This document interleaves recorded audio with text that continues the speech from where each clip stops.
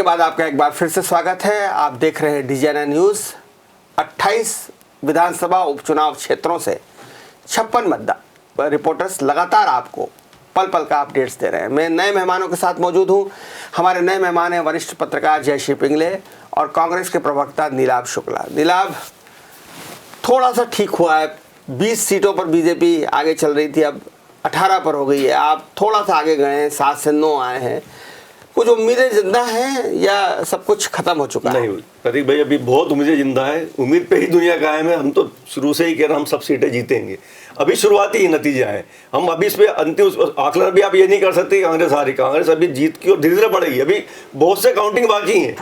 इतनी जल्दी आप निर्णय पर नहीं पहुंचे, क्योंकि इस बार हमारा चुनाव जनता ने लड़ा और हमें जनता पर पूरा विश्वास है। अब तो थोड़ा बयान बदलने की जरूरत लग रही है नीलाभ। इस समय जनता का पूरा विश्वास जो है वो भाजपा की तरफ जाता हुआ दिखाई दे रहा है। शुरुआती नतीजों पे आप किसी नतीजे पर नहीं पहुंच सकते। अभी काउंटिंग बहुत बाकी है। जो भी निर्णय होगा उसको आगे बढ़ देखिए। अभी आप जयश्री जी, अगर हम बात करें मध्य प्रदेश की राजनीति में ये पहली बार कुछ अनूठा उपचुनाव है। एक तो ये इस्तीफा देना और इस्तीफा देकर जनता के बीच में जाना, सरकार गिराना, ये ऐसा मध्य प्रदेश की राजनीति में कभी नहीं हुआ। दूसरा, कोरोना काल का ये पहला चुनाव है। इन दोनों चुनाव के मद्देनजर अगर आप बात करें और जिस तरह के नतीजे आ रहे हैं, ये नतीजा का ट्रेंड ये बता रहा है कि बीजेपी 18 से 20 सीट पर कहीं सेट होगी और कांग्रेस जो है वो 6 से 8 सीट पर कहीं सेट होगी। और बीएसपी की मुरैना वाली सीट तो मुझे लग रहा है कि बीएसपी निकालती दिख रही है। इसको किस तरह से आप विश्लेषण करेंगे इस पूरे उपचुनाव का? जी, कुछ ऐसा चुनाव जो है, देखिए हम जो शुरुआत में बात कर रहे थे तो हमें लग रहा था कि इलेक्शन के दौरान या इलेक्शन के पहले हमें लग रहा था कि कोविड जो है और जो कोरोना का मामला है, जिसमें सरकार कई बार हमें अपने फेल्यूर्स की तरफ जाती हुई दिखाई थी, तो हमें लगा इसका बड़ा नुकसान बीजेपी को होगा। लेकिन इन चुनाव के जो अभी के जो रुझान है, जो लगभग निष्कर्ष और अंतिम निष्कर्ष के नज़दीक हैं, वो ये बता रहे हैं कि कोरोना जो है वो कोई मुद्दा चुनाव का नहीं रहा। और न ही अगर सिंधिया ने 22 लोगों के साथ पार्टी को बदला और कांग्रेस की सरकार गिरी, उसके बाद नए चुनाव हुए, तो सिंधिया वाला फैक्टर भी और कांग्रेस ने बहुत कोशिश की इसको गद्दार चुनाव बनाने की, गद्दारी से रिलेटेड एक नैरेटिव खड़ा करने की। जी हाँ, लेकिन वो भी कोई खास जनता तक बात पहुंची नहीं। और जनता ने उस चुनाव को, जो दल बदल वाला मामला है और दल बदल से जो लोग इस तरफ होते हैं, फिर एक नया चुनाव हमने देखा 28 सीटों पर, एक नई कवायद देखी, उसको भी जनता ने इस तरह से कह सकते हैं हम कि नकारते हुई जनता दिख रही हमें। जनता को कोई फर्क नहीं पड़ा। एक सामान्य चुनाव की तरह जो बाय इलेक्शन होता है किसी भी पार्टी का, किसी भी सत्तारूढ़ दल का, उसी तरह से ये चुनाव रहा और इसका पूरा का पूरा फायदा बीजेपी को मिलता हुआ हमें दिखाई दे रहा है। जो एक सामान्य चुनाव की तरह ये चुनाव हमें दिखा। इसमें सबसे बड़ी चीज़ जो उभर कर सामने आई है वो ये है कि ये पूरा चुनाव न तो शिवराज पे है, न सिंधिया पे है, न दल बदल पर है, न कोविड पर है, न किसी और फेल्यूर्स पर है। ये चुनाव कुल मिलाकर हमें एक बहुत ज़बरदस्त तरीके से राष्ट्रीय स्वयंसेवक संघ या बीजेपी का जो संगठन है, उसकी जो संगठनात्मक ऑर्गेनाइजेशन स्ट्रेंथ है, उसकी जो ताकत है, उसका एक उभरता हुआ एक नया शक्तिपुंज हमें इस चुनाव में दिख रहा है। जयश्री जी, मैं आपसे सावेर की बात करूं, क्योंकि हम इस पूरे चुनाव के दौरान हमने 2-3 डिबेट्स की जिसमें आप भी शामिल रही मेरे साथ। सावेर में ये माना जा रहा था कि बहुत नज़दीकी मुकाबला है। कमलनाथ ने उसको अपनी प्रतिष्ठा से जोड़ा था। जिस तरह सिंधिया जी ने भी अपनी प्रतिष्ठा से जोड़ा था, वैसे कमलनाथ जी ने भी सावेर को अपनी प्रतिष्ठा से जोड़ा था। और जिस तरह से कांग्रेस के तमाम नेता, चाहे वो जीतू पटवारी हों, सदाशिव यादव हों, सज्जन वर्मा हों, सारे बड़े नेता जिस तरह से एग्रेसिव चुनाव लड़ रहे थे सावेर में, और जिस तरह की भाषा वो तुलसीराम सिलावट के लिए इस्तेमाल कर रहे थे, तुलसीराम सिलावट को तुलसीराम मिलावट बोल रहे थे, जिस तरह से उनके चिंटू के पापा कहकर उनका मजाक उड़ाया गया, जिस तरह से कहा गया कि वो ट्रांसफर्स में दलाली खाते थे, मतलब उनको गाली गलौज की भाषा कांग्रेस के नेताओं ने कहा, शाणा कौवा, काला कौवा, गंदगी पर बैठता है।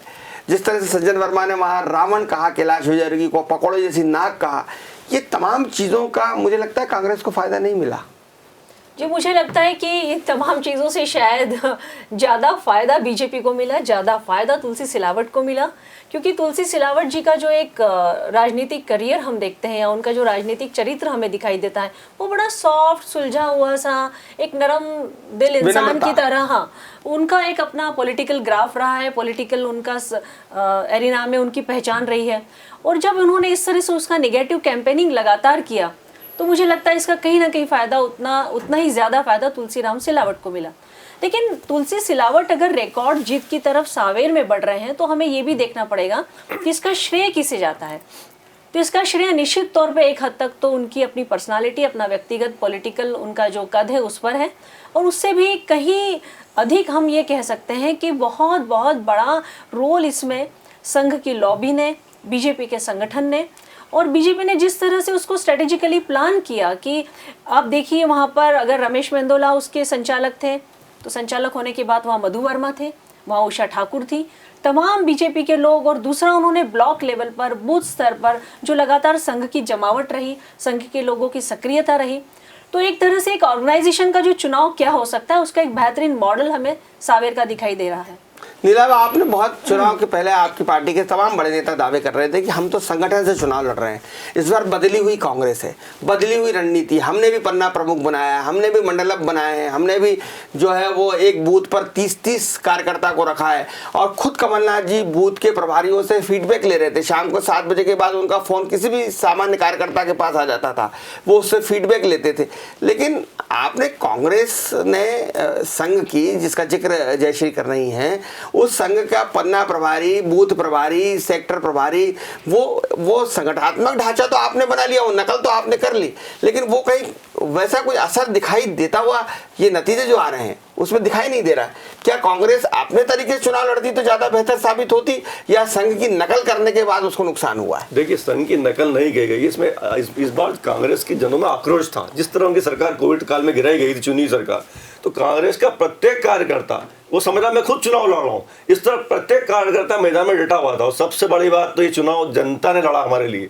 जनता का जो मत का अपमान किया गया, का जो मतदान दिया था जनता ने, उसका जो अपमान करा, खरीद फरोख्त हुई, तो जनता का आक्रोश था, जनता ने चुनाव लड़ा। तो देखिए अभी ईवीएम की गणना काफी बाकी है, अभी किसी नतीजे पर नहीं पहुंच सकते। आक्रोश होता देखिए और जनता आपका चुनाव लड़ रही होती तो पलट जाता।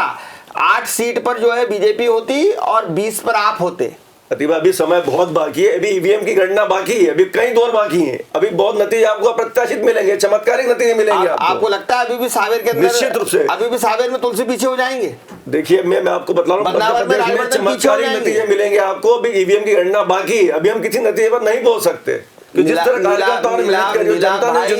भाई शहडोल में, अनूपपुर में आपका प्रत्याशी बूथ पर हार गया है चुनाव, विश्वनाथ प्रताप सिंह बूथ पर चुनाव हार गए, अपने घरेलू बूथ पर। कुछ प्रत्याशी को छोड़ दी, लेकिन बाकी सब सीटों पे हम आगे बढ़ेंगे, आप देखिए। जयश्री, सिंधिया जी की अगर हम बात करें, पर्सनालिटी की बात करें, ये पर्सनालिटी बेस्ड चुनाव हो गया। सिंधिया जी का चुनाव, शिवराज की पर्सनालिटी और कमलनाथ की पर्सनालिटी। अब अगर हम बात करें तो ग्वालियर की तीनों सीट बीजेपी जीतती हुई दिखाई दे रही है, तीनों सीट पर उम्मीदवार आ गए। लेकिन मुरैना भिंड में जो चंबल जिसको हम कहते हैं, जो असली चंबल है, जो बिहाड़ है, वहाँ सिंधिया की अपील इतनी दिखाई नहीं दे रही। 5 सीटों पर जो है वो बीजेपी के उम्मीदवार ट्रेल कर रहे हैं, पीछे कर रहे हैं। क्या असर होगा सिंधिया के राजनीतिक भविष्य पर? जी देखिए, ये हमको इस तरह से भी देखना चाहिए, ग्वालियर वाला जो बेल्ट है तो एक है रूरल और शहरी। तो शहरी जो इलाका है वहाँ पर हमेशा बीजेपी का बहुत बड़ा वोट है, उसका वोट बैंक शहरों में है। और हम रूरल की बात करते हैं तो वहाँ पर हमेशा जो है कांग्रेस का वोट बैंक डोमिनेट करता है। तो अगर अभी पीछे है बीजेपी के कैंडिडेट, तो हमें थोड़ा सा इंतज़ार करने की ज़रूरत है। और अगर निष्कर्ष के नज़दीक है तो हमें ये भी मानना चाहिए कि सिंधिया जी का जो फैक्टर है, उसके साथ ही कांग्रेस ने अपनी जो ताकत वहाँ झोंकी है लगातार, और कांग्रेस ने जिस तरह से पूरे चंबल बेल्ट को एक अपना प्रतिष्ठा का चुनाव बना लिया था, और जिस तरह से कांग्रेस ने वहाँ पर मेहनत की है लगातार, क्योंकि शायद कांग्रेस को भी ये पता था कि वो शायद सरकार न बना पाए, लेकिन वो सिंधिया को सिंधिया के गढ़ में ही मात दे तो उसको एक मॉरल विक्ट्री का एहसास होता। तो वही स्ट्रेटेजी हमें शायद बहुत कुछ सक्सेसफुल होती हुई अभी फिलहाल नजर आ रही है। 16 सीटें वहां पर दांव पर लगी हुई हैं और 16 सीटों में से फिलहाल जो समीकरण समझ में आ रहा है वो ये है कि बीजेपी की बढ़त जरूर वहां पे 16 सीटों में दिखाई दे रही है, मगर इतनी बढ़त नहीं है उसकी बीजेपी की कि वो उस पर खुश हो सके। हालांकि भारतीय जनता पार्टी ने जश्न मनाना शुरू कर दिया है। बी.डी. शर्मा ढोल बजा रहे हैं, शिवराज सिंह मिठाइयाँ खिला रहे हैं सुहास भगत जी को और दूसरे नेताओं को।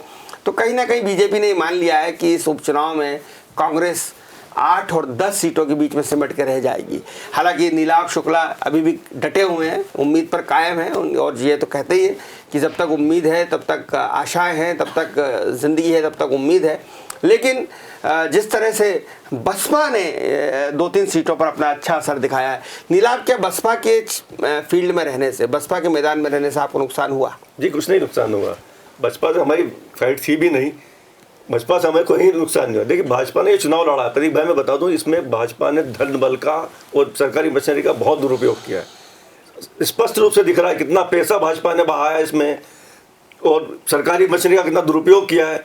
तो कुछ जगह अभी और शुरुआती जो अपने जो मतपत्र जो आए थे अपने वोट उसने पोस्ट वाले, वो तो इन्हें हमें वोटिंग डाक मतपत्र, उसकी तो इन्हें हमें वोटिंग लिस्ट भी नहीं बताई थी, वो शुरुआती इनकी बढ़त दिखाई दे रही है। लेकिन आप निश्चिंत रहें, जैसे जैसे ईवीएम की अभी गणना बढ़ेगी कांग्रेस के नंबर बढ़ते जाएंगे और कांग्रेस जीतेगी। ये जनता ने चुनाव कांग्रेस के लिए कुछ अच्छी खबरें हैं। सुमावली से अजब सिंह कुशवाहा कांग्रेस के उम्मीदवार आगे हैं। मुरैना में कांग्रेस के उम्मीदवार जरूर पीछे हैं लेकिन वहाँ बसपा के उम्मीदवार आगे हैं। दिमनी के अंदर कांग्रेस के उम्मीदवार राजीव तोमर वहाँ से आगे चल रहे हैं। सावेर में तुलसी सिलावट आगे चल रहे हैं। सुर्खी सीट में जहाँ पे अभी मतगणना रोक दी गई है वहाँ गोविंद सिंह राजपूत आगे चल रहे हैं। हाटपीपलिया में मनोज चौधरी आगे चल रहे हैं। मंदाता सीट पे बीजेपी प्रत्याशी नारायण सिंह पटेल आगे चल रहे हैं। सांची सीट पर डॉक्टर प्रभुराम चौधरी मंत्री हैं वो आगे चल रहे हैं। मांधाता में पटेल आगे चल रहे हैं। अनूपपुर सीट पर विसाऊलाल सिंह आगे हैं। बड़ा मलहरा में भाजपा प्रत्याशी प्रद्युम्न सिंह लोधी आगे हैं और भांडेर सीट पर रक्षा सिरोनिया फिर से आगे हो गई हैं। बड़ा नेक टू नेक मुकाबला वहाँ भांडेर सीट में चल रहा है। छत्तीसगढ़ की मरवाई सीट पर कांग्रेस के प्रत्याशी एकमात्र प्रत्याशी के ध्रुव भी आगे चल रहे हैं। तो लगातार हम आपको अपडेट्स बता रहे हैं। बमोरी सीट पर भारतीय जनता पार्टी के महेंद्र सिंह सिसोदिया आगे हैं। आगर मालवा सीट पर कांग्रेस के विपिन वानखेड़े मामूली मतों से आगे चल रहे हैं। अंबा विधानसभा सीट पर कांग्रेस प्रत्याशी सत्यप्रकाश सखवार आगे चल रहे हैं। मुरैना में जैसा कि मैंने बताया बहुजन समाज पार्टी के राम प्रकाश राजौरिया आगे हैं। पौरी सीट पर अब फिर से उतार चढ़ाव हो रहा है। पहले बसपा आगे थी, फिर बीजेपी आगे थी, अब कांग्रेस के हरिवल्लभ शुक्ला आगे हो गए हैं। मेघांव पर बीजेपी अब आगे हो गई। ओपीएस भदौरिया, हेमंत कटारे पीछे हो गए। बदनावर में बीजेपी के राजवर्धन सिंह लगभग चुनाव जीत चुके हैं, बहुत बड़ी लीड उन्होंने कर ली है। करेरा सीट पर कांग्रेस के प्रागीलाल जाटव आ गए हैं। दिमनी सीट पर कांग्रेस से रविंद्र सिंह तोमर आ गए हैं भड़ोसा वाले। सुबासरा सीट पर हरदीप सिंह डंग जिनका बड़ा विरोध हो रहा था वो भी आगे चल रहे हैं। ब्यावरा सीट पर कांग्रेस के प्रत्याशी रामचंद्र दांगी अब आगे हो गए हैं जो कि पहले पीछे चल रहे थे। नेपानगर में सुमित्रा कास्कर फिर से आगे हो गई हैं। नीलाभ आप अरुण यादव के बड़े समर्थक हैं। अरुण यादव के प्रभाव वाले क्षेत्र में दोनों सीटों पर भाजपा आगे है, कांग्रेस वहाँ काफ़ी पीछे है और नारायण पटेल तो बहुत ज़्यादा वोटों से 10,000 वोट से ज़्यादा आगे हो गए हैं। क्या अरुण यादव अब निमाड़ की राजनीति में या मध्य प्रदेश की राजनीति में अपना असर खो चुके हैं? देखिए निमाड़ की राजनीति में अरुण यादव का असर अभी खत्म हो ही नहीं सकता क्योंकि उनकी जड़ें बहुत मजबूत है। स्वर्गीय सुभाष यादव जी ने जो वहाँ पर काम किए हैं उसको देखो उनकी जड़ें इतनी मजबूत है कि अरुण यादव जी और सचिन यादव जी की निमाड़ में जड़ें कमजोर हो ही नहीं सकती। और अभी प्रतिभा में फिर आपसे बार बार कह रहा हूँ भाई बहुत जल्दबाजी होगी है कहना, हम दोनों सीट चुनाव जीतेंगे। अभी और ईवीएम खुलने दीजिए आप, नतीजा जो आएगा हमारे पक्ष में ही आएगा क्योंकि नारायण पटेल इतने मजबूत उम्मीदवार नहीं है जितने उम्मीदवार हमारे उत्तम सिंह वहाँ पर मजबूत उम्मीदवार है हमारे।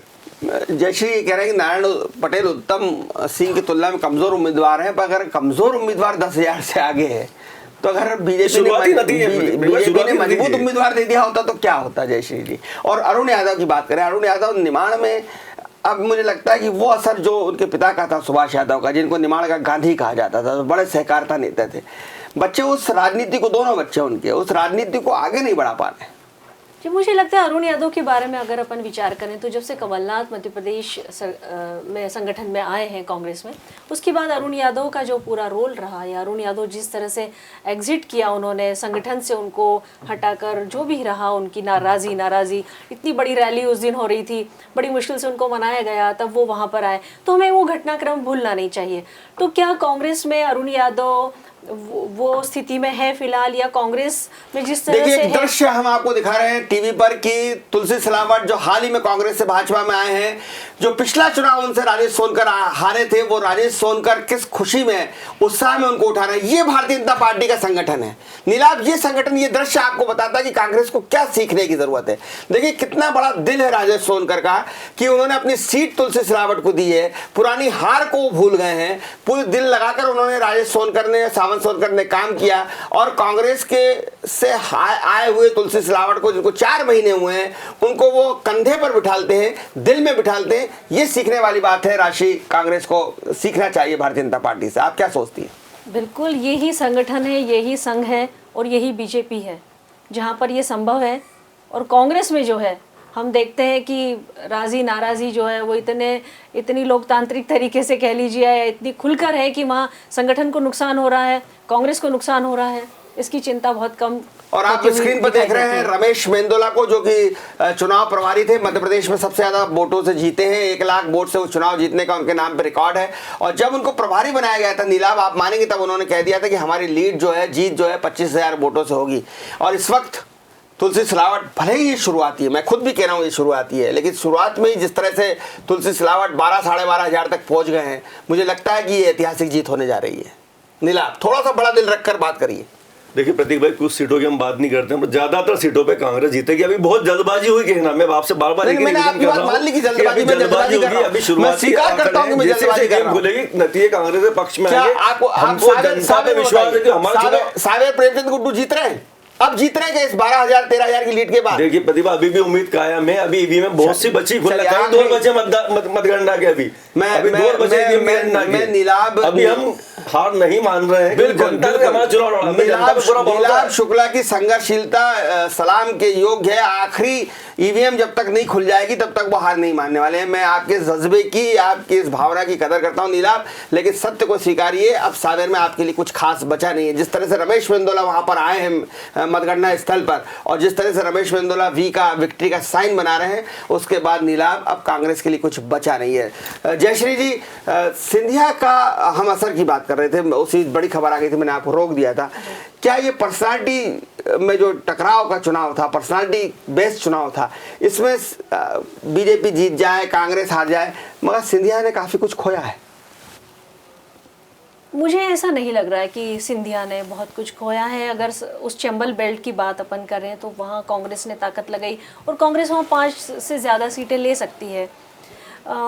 सबसे बड़ा सवाल था कि वो जो 22 लोग जिनको वो लेकर आए अपने साथ में, वो चुनाव किस तरह से आगे बढ़ता है और कैसे जीतते हैं वो अपना चुनाव। तो मुझे लगता है कि सिंधिया ने ये प्रूव कर दिया एक बार फिर से कि उनके जो लॉयलिस्ट लोग हैं, उनके जो खास लोग हैं, उनका जो चुनाव रहा या जिस तरीके से उन्होंने मेहनत की, भले ये सिर्फ रैलियों तक मामला नहीं है उनका, उसके अलावा भी जिस तरह से उन्होंने अपने लोगों के साथ बीजेपी में एकजुटता के साथ, जैसे बीजेपी में जब वो शामिल हुए उसके बाद भी उन्होंने जो मैसेज दिया, संगठन के हर आदमी से बात की, तो मुझे नहीं लगता कि सिंधिया के लिए हम ये सोचें अभी से कि सिंधिया ने कुछ लूज़ किया है। मुझे लगता है उनका भविष्य अभी बीजेपी के साथ और बड़ा होने की तैयारी में है। एक बड़ा राइजिंग स्टार बीजेपी का हम सिंधिया की ओर होते हुए देख रहे हैं, सिंधिया को जी। और सिंधिया की संभावनाएं बीजेपी में बरकरार रहेंगी ऐसा लगता है, क्योंकि सिंधिया ने शिवराज सरकार बनाने में बड़ा योगदान दिया, और शिवराज भी मानते कि अगर सिंधिया ना होते तो शिवराज मुख्यमंत्री ना होते। बीडी शर्मा इस वक्त मीडिया से बातचीत कर रहे हैं, और मैं नीलाभ आपसे ही जानना चाहता हूं कि क्या अभी वक्त आ गया है कि मध्य प्रदेश कांग्रेस के संगठन में परिवर्तन किया जाए? कमलनाथ जी 78 साल के हैं, 2 पद संभाल रहे हैं, नेता प्रतिपक्ष भी हैं, प्रदेश अध्यक्ष भी हैं, पूरा चुनाव का बोझा भी उनके ऊपर था लगभग। रणनीति बनाना दिग्विजय सिंह ने काम किया, बाकी इतनी कैंपेनिंग करना। मैं निश्चित रूप से अगर चुनाव इतना भी खड़ा हुआ है, कांग्रेस ने अगर 8 सीट या 7 सीट तक भी कांग्रेस पहुंची है, तो निश्चित रूप से इसके लिए कमलनाथ जी को श्रेय दिया जाएगा। पर आपको लगता है कि पार्टी में एक नए नेतृत्व की जरूरत है, युवा नेतृत्व की जरूरत है। जो युवा नेतृत्व आपके पास है, सेकंड लाइन जो आपके पास है, उसको मौका दिया जाना चाहिए। देखिए, कमलनाथ जी का जो संगठन था उसमें उन्हें सभी युवा नेतृत्व को मौका दिया था। उनका जो कैबिनेट बना था उसमें सभी युवा मंत्री थे। तो कमलनाथ जी युवाओं को साथ लेकर ही चलते, उनका मैनेजमेंट बहुत तगड़ा था। साथ लेकर चलने का जमाना गया। अब आप भाई, लेकिन कमलनाथ जी के नेतृत्व में, उनके संगठन के ढांचे में सरकार बनी थी। ये सरकार तो गिराई गई है। नीलाभ जी, अब साथ लेकर चलने का जमाना नहीं है। वक्त आ गया कि आप बेटे को कहिए सुबह 9 बजे की चाबी लो और दुकान खोलो, अब मैं घर पे बैठूंगा। देखिए, कमलनाथ जी के अनुभव का सीधा फायदा, घर बैठूंगा। कमलनाथ जी के अनुभव का, कमलनाथ जी के मैनेजमेंट साल का हो गया, मैं घर बैठूंगा। प्रतिभाई, कमलनाथ जी के अनुभव का, कमलनाथ जी के मैनेजमेंट का सीधा फायदा कांग्रेस को मिला है। इसलिए कांग्रेस सरकार में आई थी, सत्ता में आई थी, और अभी भी चुनाव में कमलनाथ जी के नेतृत्व का फायदा मिलेगा। सत्ता में इसलिए आई थी कि सिंधिया का चेहरा था। ये सबसे बड़ी गलतफहमी है। सिंधिया जी का चेहरा नहीं था, कमलनाथ जी का मैनेजमेंट था। कमलनाथ जी के चेहरे पे ही चुनाव लड़ा गया था, सिंधिया जी का चेहरा नहीं था। कमलनाथ के चेहरे पे चुनाव नहीं लड़ा गया। जयश्री, क्या आप मानती कमलनाथ के चेहरे पे चुनाव लड़ा गया था 2018 में? और क्या सिंधिया का चेहरा नहीं था? और ये जो जीते, जो कमलनाथ जी मुख्यमंत्री डोनेट किए गए थे, कांग्रेस को जो कहीं नहीं कहा गया था कि सिंधिया को मुख्यमंत्री बनाया जाएगा। कांग्रेस को जो 14 सीट मिली उसमें सिंधिया का कोई योगदान नहीं था। नहीं, चेहरा तो स्टार कैंपेनर तो आपके सिंधिया ही थे। सिंधिया को देखकर ही चुनाव लड़ा गया, और जो कौशल था, जो फाइनेंस था, जो मैनेजमेंट था, वो कमलनाथ था। और कहा भी गया ना कि माफ करो महाराज, हमारे तो शिवराज। बिल्कुल, और पूरा बीजेपी का नैरेटिव ही महाराष्ट्र के खिलाफ था तब तो क्या आपको लगता नहीं कि अब वक्त आ गया है कि कांग्रेस में एक नया नेतृत्व आए, प्रदेश में ही नहीं देश में भी? क्योंकि अब जिस तरह से आप बिहार में हार रहे हैं, बिहार में आप कहीं नहीं है, आप जो है यूपी में कहीं नहीं, यूपी में आप चौथे नंबर पर, कहीं नहीं है आप यूपी में, झारखंड में आप नहीं है, आप जो है वो कर्नाटक में नहीं है। पूरे देश का अगर आप बात करें, आप उत्तर देख लें, दक्षिण देख लें, बिहार देख लें, झारखंड देख लें, तो क्या वक्त नहीं है कि कांग्रेस का पुनर्गठन हो, ओवरराइडिंग हो, पूरी नई मशीनरी सामने आए? 23 नेता, बड़े नेता 23, गुलाम नबी आजाद, विवेक तनखा जैसे नेता कह चुके हैं कि नेतृत्व परिवर्तन की जरूरत है। राहुल जी, सोनिया जी, प्रियंका जी को अलग हटाकर कोई नेतृत्व बने देश में, और प्रदेश में एक ऐसा नेतृत्व बने। कमलनाथ जी के पास बहुत लोड है इस समय, नेता प्रतिपक्ष बने रहे, और प्रदेश अध्यक्ष की जिम्मेदारी किसी यूथ को दी जाए। वो जयवर्धन सिंह हो सकते हैं जिनको प्रदेश अध्यक्ष बनाया जाए, ताकि दिग्विजय सिंह का जो नेटवर्क है उसका फायदा मिल सके। देखिए, यूँ देखा जाए तो पूरे कांग्रेस में ही शीर्ष नेतृत्व से लेकर जो राष्ट्रीय स्तर पर अपन बात करें तो बहुत बड़े कायाकल्प की ज़रूरत है, क्योंकि कांग्रेस जो लगातार इनसिग्निफिकेंट हो रही है, किसी भी स्टेट के चुनाव में देख लीजिए, या कहीं पर लोगों के साथ खड़े होने में, इश्यूज़ में, रोज़ की लोकसभा की डिबेट में हमें महसूस होता है कि प्रतिपक्ष कहाँ है, विपक्ष कहाँ है। तो कांग्रेस में तो बहुत बड़े बदलाव की ज़रूरत है। लेकिन अगर हम मध्य प्रदेश की तरफ लौटें तो हमें लगता है कि मध्य प्रदेश में फ़िलहाल अगर कमलनाथ शायद तभी यहाँ से मध्य प्रदेश की राजनीति को अलविदा कह सकते हैं अगर उन्हें केंद्र में अध्यक्ष बनाया जाए पार्टी का, कांग्रेस का, अगर इस तरह का कोई पद उनको दिया जाता है तो लेकिन अब तो लोग कहेंगे कि आप मध्य प्रदेश नहीं जिता पाए, उससे पहले अपनी सरकार नहीं बना पाए। देखिए, कमलनाथ नीलाभ नहीं मानेंगे, लेकिन अगर हम एसिड टेस्ट की बात करें, पहला एसिड टेस्ट हुआ 2018 में, बहुमत तो नहीं आया। नीलाभ को भी मानना पड़ेगा कि 50,000 वोट बीजेपी से कम ही आए, 2 सीट से ही बहुमत रह गया, लेकिन रह गया। आपको जोड़ तोड़ से सरकार चलानी पड़ी। फिर जिस मैनेजमेंट के आप गुरु माने जाते थे पूरे देश में, जो आपकी ख्याति थी कि आप जादूगर हैं, तो वो आपका फेल हो गया। आपके सामने से 22 विधायक चले गए, आप रोक नहीं पाए, सरकार नहीं बचा पाए। दूसरा एसिड टेस्ट फेल, तीसरा एसिड टेस्ट अभी हाल हुआ, उसमें भी आप फेल। तो उसके बाद पार्टी का राष्ट्रीय अध्यक्ष कौन बनाएगा? देखिए, पार्टी यहाँ पर कांग्रेस में ही है कि गांधी परिवार का नजदीकी व्यक्ति और दूसरा सबके लिए सर्वमान्य नेता। तो उसमें अभी आप देखिए, हाल फिलहाल की स्थिति में कोई ऐसा लीडर दिखाई नहीं दे रहा है आपको जो कि कमलनाथ की बराबरी का हो। और दूसरा सबसे बड़ी बात की मैनेजमेंट, फाइनेंशियल मैनेजमेंट, तमाम तरह के मैनेजमेंट्स, तो उसमें जो खूबी और जो उसमें जो काबिलियत कमलनाथ की है, तो ऐसा लगता है कि शायद कमलनाथ फ्यूचर में कभी भी उनको पद ऑफर हो सकता है। तब वो शायद मध्य प्रदेश की राजनीति को कहीं दूसरा चेहरा आकर या किसी और को अध्यक्ष पद सौंप कर जा सकते हैं। पर वर्तमान में तो ऐसी स्थिति ईमानदारी से बताइए, अपने आत्मा पे हाथ रखकर बताइए, क्या एक व्यक्ति 2 पद का सिद्धांत जो आपकी पार्टी में नहीं है, कमलनाथ जी क्या छोड़ेंगे, नेता प्रतिपक्ष या कांग्रेस का अध्यक्ष पद? देखिए, अभी ये तो हमारा जो है शीर्ष नेतृत्व तय करेगा, कमलनाथ जी क्या छोड़ेंगे, कमलनाथ जी तय करेंगे। सबसे पहले हमारी प्राथमिकता हमारी सरकार बनना, और सरकार बनेगी उसके बाद निर्णय लिया जाएगा। सबसे मुझे तो यह लग रहा है कमलनाथ जी मुख्यमंत्री बनेंगे। बहुत धन्यवाद। दिन में सपने देखना भी बना नहीं है, नीलाभ वही कर रहे हैं। कमलनाथ जी अभी भी मुख्यमंत्री बनेंगे अगर ये ख्वाब नीलाभ का है, तो मुझे दुख के साथ कहना पड़ रहा है कि फिलहाल तो पूरा होता हुआ दिखाई नहीं दे रहा है। अभी हम एक ब्रेक लेंगे, ब्रेक के तुरंत बाद हाजिर होंगे। मैं आपको लिए चलूंगा स्टेडियम में हमारे संवाददाता अभिषेक मिश्रा मौजूद हैं। वो ताज़ा हाल आपको सूरत हाल बताएंगे कि स्टेडियम में भाजपा का जश्न शुरू हो चुका है। देखते रहिए डिजाइना न्यूज़।